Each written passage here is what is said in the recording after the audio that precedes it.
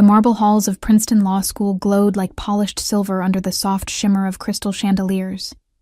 The air carried the warm scent of fresh pastries and expensive perfume, blending with the faint hum of classical music from the string quartet near the entrance. Servers in crisp black uniforms hurried between tables, balancing trays of hors d'oeuvres so delicate they looked more like art than food. None of them could have guessed that the quiet woman standing near the staircase in a simple navy suit would one day hold authority over half of their children's future court cases. First time working the honors reception? A kind server named Maria asked as she passed by with a tray of champagne. The Blackwells can be quite demanding. Ah, yes, the Blackwells. My son James was dating their only daughter, Catherine. Her father, Richard Blackwell, happened to be one of the managing partners at one of New York's top law firms, a man who took great pride in his family's lineage and great interest in questioning my sons. I smiled politely and adjusted my pearl earrings, the same ones I'd worn while delivering a landmark corruption ruling that had cost Richard's firm a fortune just a month ago. They hadn't recognized me then either. From the kitchen came the sharp sound of raised voices and hurried footsteps. Curiosity led me there, and what I saw could have been taken straight from a satire on privilege. Catherine Blackwell, draped in a designer gown worth more than a year's public defender salary, was berating a young server who looked ready to cry. No, no, no. The Supreme Court justices requested their water at precisely 42 degrees, she snapped. This is practically room temperature. Her voice dripped with the kind of arrogance only old money could polish to perfection. Is there a problem? I asked mildly, stepping forward. Catherine turned sharply, eyes narrowing. Who are you? Where's your uniform? I'm Sarah Martinez, I said evenly. James's mother. Recognition flickered in her eyes, followed by a flicker of disdain. Oh, James mentioned you might come early. The staff entrance must have brought you here. They did an excellent job, I said pleasantly, watching her confusion grow. Though I must admit I expected to be greeting the justices with my son. Before Catherine could reply, her father swept in like an actor making his grand entrance. Tailored suit, slick hair, and a smile that could freeze a summer day. Katie, darling, Justice Williams has arrived. His gaze landed on me, and the smile faltered just slightly. Ah, you must be James's mother. From where was it again? The Bronx Supreme Court, I replied, knowing exactly what image that conjured in his mind. Yes, well, he said briskly. We've arranged for the help to remain in the kitchen during the main reception. Too many unfamiliar faces can overwhelm the justices. I had to bite back a laugh. The same man had stood trembling before my bench last month, trying to defend a corporate client caught in bribery charges. He hadn't recognized me then either. Mother, a familiar voice called from across the kitchen. James. My son looked every bit the rising star he was, confident, dignified, proud. Catherine, he said, his tone firm. We talked about this. It's fine, I said softly, touching his arm. I'm quite comfortable here. Richard Blackwell adjusted his tie, smirking. Given your background, we thought you'd prefer something less formal. Not everyone is ready to mingle with Supreme Court justices. James took a step forward, but one look from me was enough to stop him. I gave him the same calm, warning expression I'd used in countless courtrooms before announcing a verdict. Perhaps, I said lightly, we should all focus on the reception. I believe I hear Justice Williams discussing the Martinez decision from last month's circuit ruling. And right on cue, through the swinging doors, came a familiar, commanding voice. Where is Sarah? I was hoping to congratulate her on that brilliant opinion. It completely changes how we handle corporate accountability. Richard's confident smile froze. Judge Martinez, a young clerk called out breathlessly, poking his head into the kitchen. Justice Williams is asking for you. He wants your insight on the new fraud guidelines. I turned to the stunned room, smoothing the front of my navy suit. Federal Judge Sarah Martinez, I corrected gently, my voice even but sharp enough to cut through the silence. Though I do appreciate your concern about my ability to speak with the Supreme Court, I only do so every other month or so. Richard. Blackwell had gone a shade paler than the marble. Walls, he stammered. Yes, I said with a smile.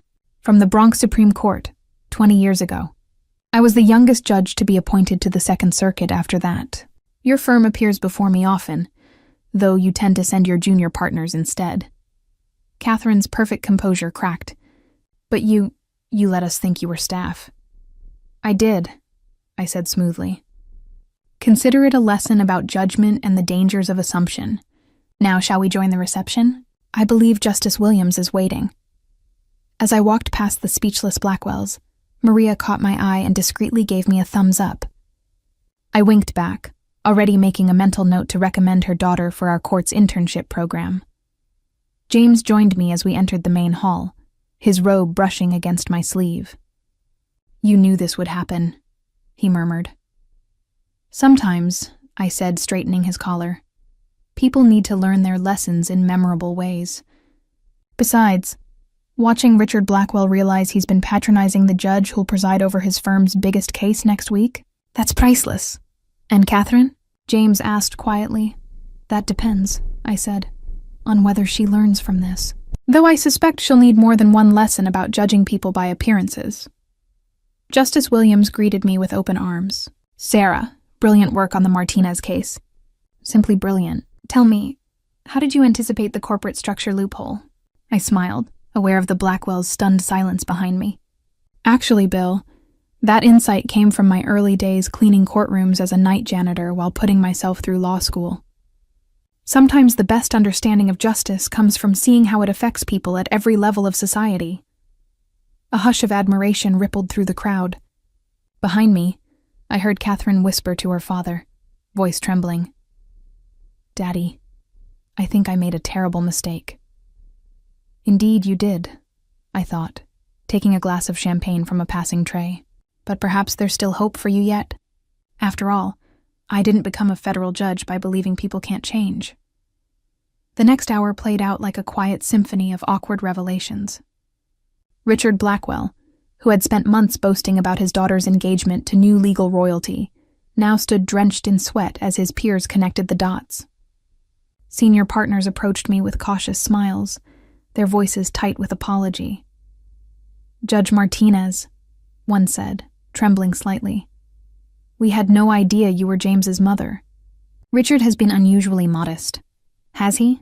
I asked, smiling. How unlike him, especially given his passionate objections during the Winston case. The senior partner stiffened. Everyone knew Richard had abandoned that very case after losing his first argument before me. Across the room, Catherine hovered by the wall, her confidence crumbling. The same young women who had once followed her lead now fawned over James, eager to align themselves with the son of a federal judge. She caught his arm, desperation in her eyes. James, please, I need to explain. Explain what, Kate? He asked quietly, his tone sharp and steady like mine in court. Explain how you told your friends my mother couldn't afford a decent dress for the reception, or how you said I should distance myself from my embarrassing background to fit into your world. I didn't know. That's worse, James said firmly. You didn't know she was a judge, so you thought it was fine to treat her like she was beneath you. What does that say about how you treat the people who actually are? Maria passed by again, tray in hand, her proud smile catching mine for just a second. And in that moment, I knew the lesson had landed exactly where it needed to. Catherine's face flushed as she recognized her from the countless times she'd snapped at her during previous events.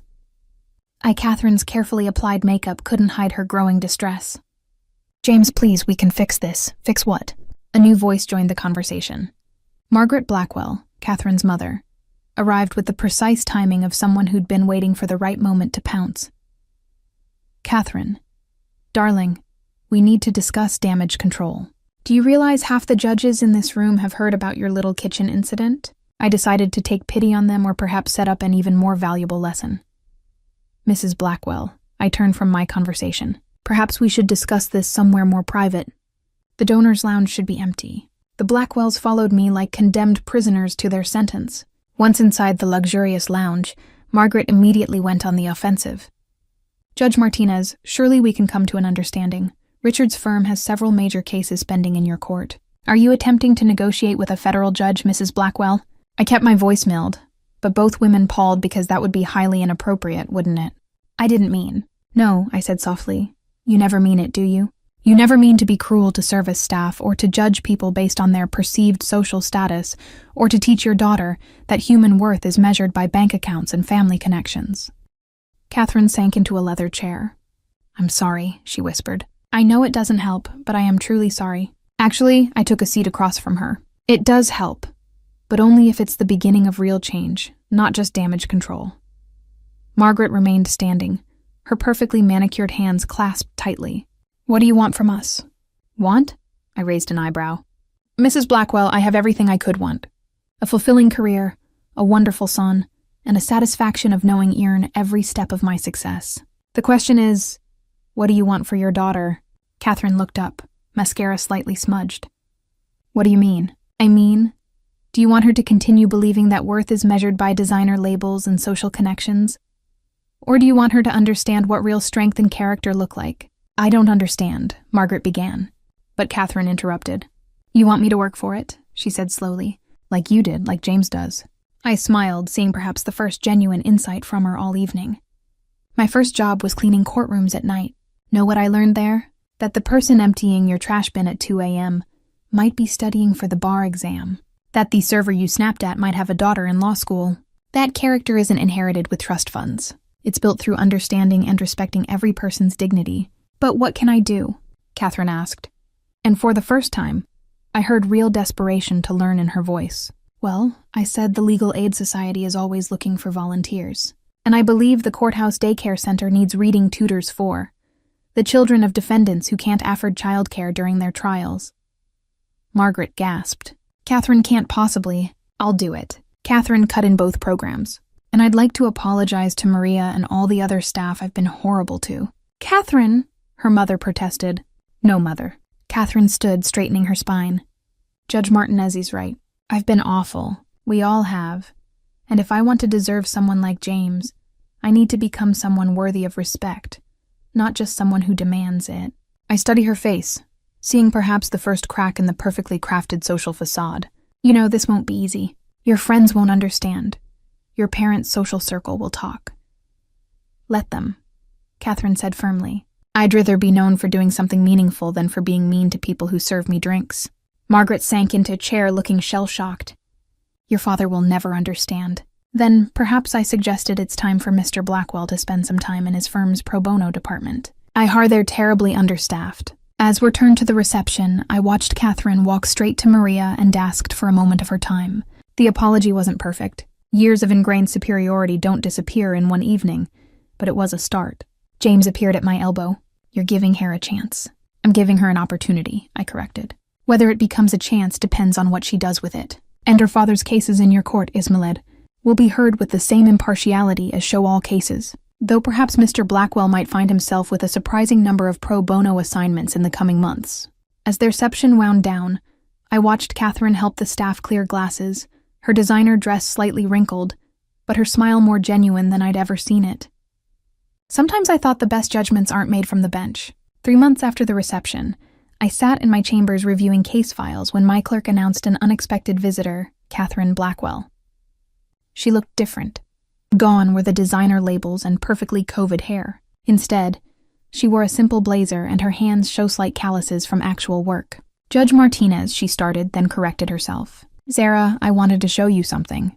She placed a folder on my desk. Inside were thank you letters from the children at the courthouse daycare center, where she'd been spending her mornings reading to them. Photos showed her sitting cross-legged on the floor, helping kids with homework, while their parents attended court proceedings. Maria's daughter got accepted to law school, Catherine said quietly. I've been helping her prepare for the LSAT between my legal aid shifts. She's brilliant. She just needed someone to believe in her. I nodded, noting the absence of her usual makeup and the new confidence that had replaced her social armor. And your father? Catherine's laugh held a touch of irony. He's discovering that pro bono cases can be surprisingly fulfilling. Last week, he helped a homeless veteran reclaim his pension benefits. I've never seen him so excited about a legal victory, and it wasn't even for a paying client. And your mother? She's adjusting, Catherine smiled. She joined the Courthouse Daycare Center's fundraising committee, though she did insist on teaching the children proper table etiquette alongside their reading lessons. I sat down the folder. And you? Are you finding what you're looking for? Catherine's expression turned serious. I found something I didn't know I was missing. Purpose, real connections. The children don't care about my last name or my handbag collection. They care that I show up, that I listen, that I help. And James, her face softened. He was right to be disappointed in me that night, but he's proud of me now. Not because I'm trying to impress his mother, the federal judge, but because I'm finally becoming someone he can respect.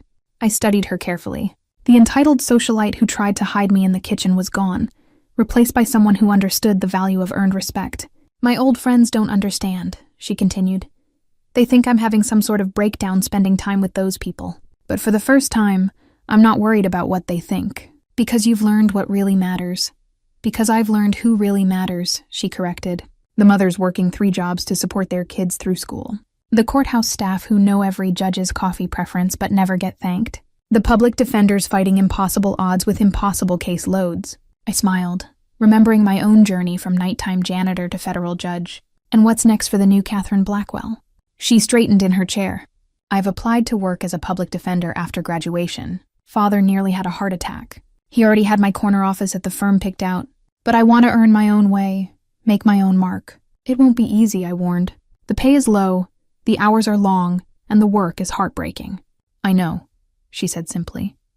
But thanks to that night in the kitchen, I finally understand that the hardest paths often lead to the most meaningful destinations. As Catherine left my chambers, I thought about power and privilege, about kitchens and courtrooms, about the lessons taught in unexpected moments. James appeared in my doorway. Mom, ready for lunch? Let me guess. Catherine told you she was coming. He grinned. She wanted you to know the lesson stuck. That she's changed. No, I corrected, gathering my robes. She's changing.